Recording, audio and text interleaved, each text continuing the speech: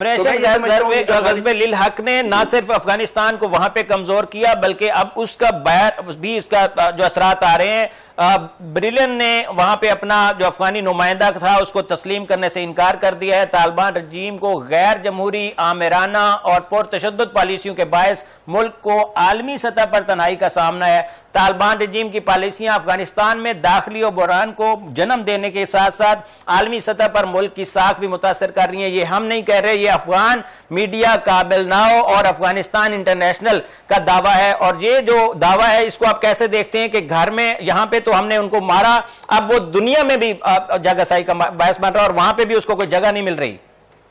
جی غفاری صاحب, بالکل یہ جو دعویٰ ہے یہ حقیقت پر مبنی ہے. افغان عوام جو ہے وہ اس طالبان رجیم سے نفرت کرتی ہے اور اس سے بیزار ہو چکی ہے.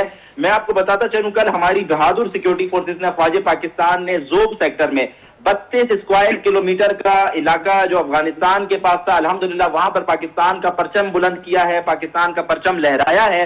اس ٹائم جو افغان عوام ہے وہ ان کے ظلم سے بھی بہت تنگ آ چکی ہے. افغانستان میں بچیوں کے لیے تعلیم کے جو ادارے تھے وہ بند کر دیے گئے ہیں, کسی بچی کو اسکول جانے کی اجازت نہیں ہے. یہ جو افغان میڈیا ہے یہ بالکل سچ کہہ رہا ہے, دیر سے بول رہا ہے لیکن سچ بول رہا ہے. افغان طالبان رجیم جو ہے اس نے ملک میں ایک ظلم کا بازار گرم کیا ہوا ہے. وہ اپنی مرضی سے لوگوں کو سزائیں دیتے ہیں, نہ وہاں پر کوئی انسانی حقوق کو دیکھا جاتا ہے, نہ وہاں پر جو ہے نا انسانیت کی بات کی جاتی ہے. تو اس جو طالبان رجیم ہے اس سے افغان کی بیزار آ چکی ہے اور یہ دعویٰ بالکل سچا ہے. اور میں اس دعوے کے اندر مزید کہتا ہوں کہ آپ دیکھیں گے کہ انشاءاللہ آنے والے دنوں میں یہی افغانی عوام انشاءاللہ ہوگی اور اس طالبان رجیم